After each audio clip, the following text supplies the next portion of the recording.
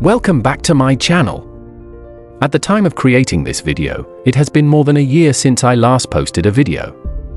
If you didn't watch my video before, this was due to me losing my Discord account as well as losing the motivation to continue uploading. However, a lot has changed since then. Since my unfortunate departure, there's been a lot that has happened recently, such as new Marvel projects, new Ninjago content and other interesting stuff to address, and I would like to go through these today.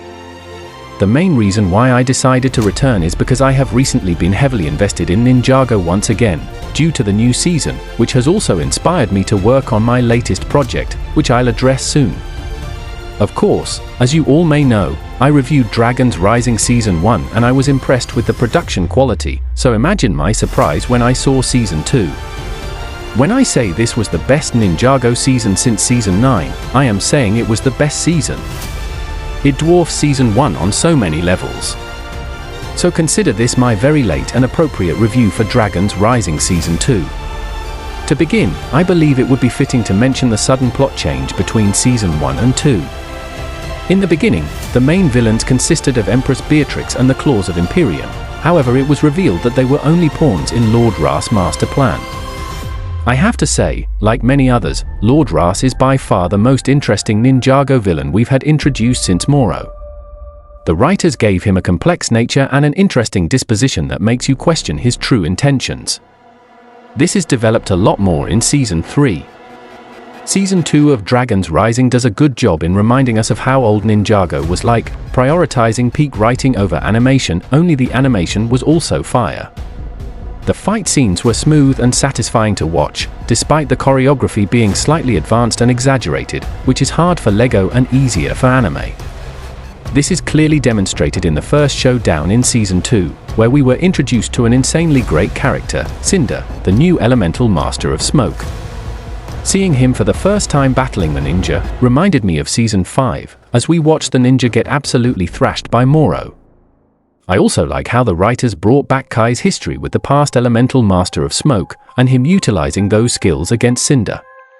One thing Ninjago struggled with between Season 11 and 15 was a disconnection with the older Ninjago seasons, however Dragon's Rising has proven to fix that. I also love Season 2 due to the introduction of Shatterspin and the Forbidden Five, adding more interesting lore to the existing Ninjago timeline. The execution of Shatterspin and Nacht was done to perfection. This man Nacht had insane aura, especially in Part 2 during the Tournament of Sources, where he would just spam Shatterspin on every single one of his opponents. They really showed us how powerful it was compared to normal spinjitzu, and no matter how skilled you are, if you didn't know the Rising Dragon technique you'd be easily defeated. Season 2 of Dragon's Rising got me back on the show, as it brought back all the best parts of Ninjago.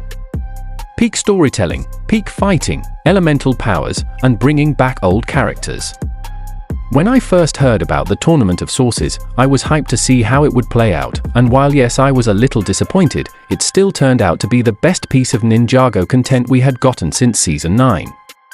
Making Kai, the original ninja, the main protagonist for this season, and his sacrifice after the first half was definitely a good decision by the writers.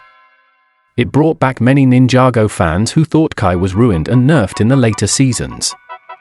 So seeing him take on Nacht of the Forbidden Five single-handedly and being the first to learn Rising Dragon was a present from the show writers. Overall, I believe Season 2 set the standard for Dragon's Rising high, so high to the point where the later Season 3 falls short of those expectations. Now don't get me wrong, I loved Season 3, seeing the Forbidden Five and Thunderfang was cool, however there were some aspects of Part 1 that were disappointing and were fixed in Part 2. Bear in mind, there will be spoilers incoming. Season 3 Part 1 was a bit disappointing. We saw the Forbidden Five attempting to release Thunderfang, and the fight scenes were excellent. Drix turned out to be the most overpowered member of the Forbidden Frauds, however they made out Zark to be a complete noob as he was bodied by Pixel who just came out of a coma.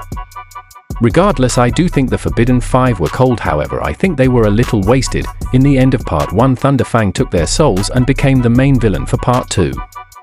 The main thing that annoyed me about Part 1 was that the writers wasted the opportunity to have a 1v1 between Ras and Nacht, however Ras got defeated after one hit.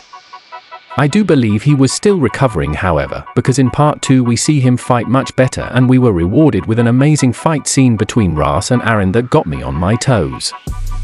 Giving Ras 2 dragon icons and making him the new king of the underworld was just sick by the writers. That and the dynamic between Ras and his master made me like him a lot more, not just as a villain but also as a character. He's an interesting character, and I am really looking forward to seeing him in the end of part 2 as well as season 4. I believe the most crazy thing about season 3 would be the return of Moro. After more than 10 seasons, the writers decided to give us back one of the best villains in the entirety of Ninjago. And yes, while they did nerf him, which makes sense in the current lore, it's still amazing to see him return and hopefully making an appearance with Lloyd and the rest of the ninja. In regards to season 3 and Dragons Rising, that is all I can cover at the moment, and while I do wish to talk more, I want to take this time to reveal my new project that I have been working on. Have you ever wanted to play a Ninjago RPG on Discord? It is powered by a custom-coded bot and features unique quest commands and gear that you can collect. Every user that creates their own unique character has their own stats and their own path. They can choose to walk the path of the ninja or choose a much darker path that may lead to strength and power. You will be able to learn various spinjitsu techniques such as air jitsu, shatter spin, and rising dragon, and you will also be able to unlock exclusive elemental powers. Every day, as new members join, I update the game and add in more features and quests. I learned to code JavaScript and created this game for the Ninjago community and wish for it to flourish. For it is completely free to play. You can find the invite link here, in the description, and in the comments. I would also like to mention that I will be starting a new series on this channel or my gaming channel, where I will be posting gameplay of the new Game of Thrones King's Road RPG game. This is my attempt to revive my channel, so of course, please leave a like and subscribe, and until next time, good day.